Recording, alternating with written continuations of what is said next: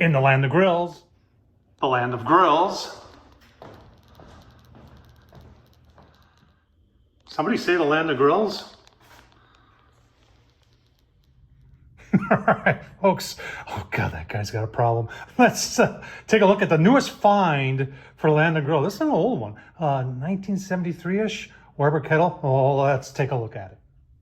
All right, I've been going back and forth on this one for quite a while. And what's unique about it is this one has no code. This is what they refer to as a patent pending one. And I believe they made these for 73, 74, 75, 76, right in that time frame right there. There's no way of knowing which year it was made, but it's in the 73 range.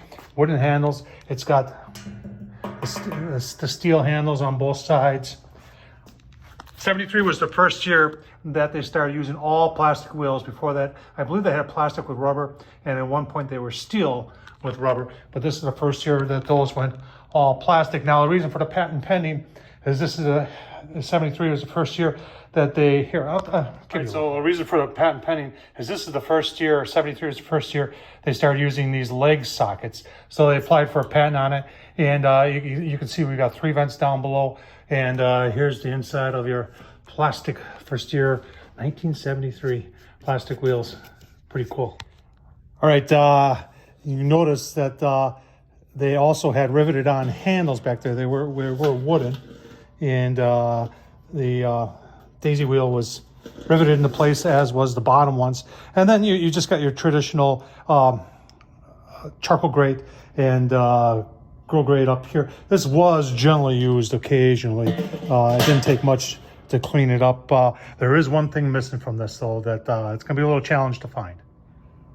All right, you can see the ash catcher right there. Now, in 73, they had the spin-on type that looked like that, and that's going to be, I think there's some guys out there that maybe someone's doing an aftermarket on these.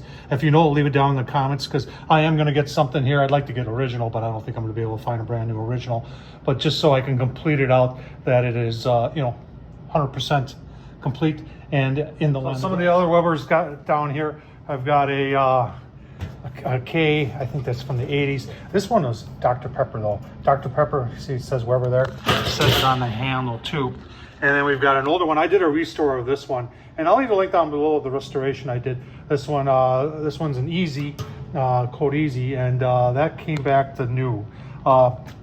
This little guy right here, that's brand new. That is a code O, and that's for my grandson Baker. When he gets old enough, that's going to be his first grill. And then this is brand new this year. I love that burnt orange. Speaking of burnt orange, you're probably wondering about this one and about this one. As you can see, they are Tonka. They are Tonka trucks. Well, Tonka used to make grills too, because they needed something else to make when they weren't making them for Christmas. So, steel was abundant after World War II. And these guys bought out a grill manufacturer in Chicago, started putting their name on it. And this one is original. I got a little rust in the bowl there. You can see, here's the instructions that came with it. It's pretty cool, but it's Tonka. Got the rotisserie. Took apart the rotisserie, got it to work.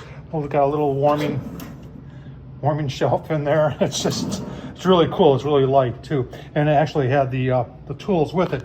This one over here, I did a restoration on. I bought this off eBay. It looked a lot better on there than when I got it. So I decided to do a restoration. It was burnt orange. I didn't have a rotisserie. I bought the rotisserie and painted it. I want to show you the box set that came in.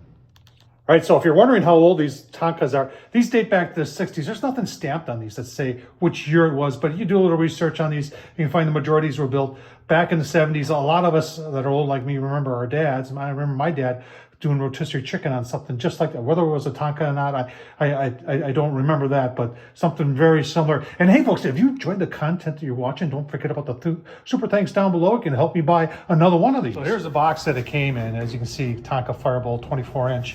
And it's not, I kept it just for this, so you folks could all see it. But this was no date on it. It was Mound, Minnesota. It looked like it sold for $10, $10.80 maybe. And it was this went to Albertson Foods in Pocatello, Idaho, maybe. And I tell you what, it's just a cool piece of barbecue history, as is everything in the land of grills, folks.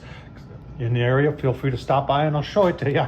Tom Horsman via YouTube. I hope you enjoyed this. Like I said, I got to find that ash catcher for this, and it's proud to have this one. Don't have a 73 yet, and I have not gotten one yet that's got the first generation of plastic tires on it, and you know, it's just cool, just really cool stuff.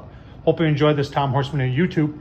Thumbs up, leave a comment, and as always, thanks for watching.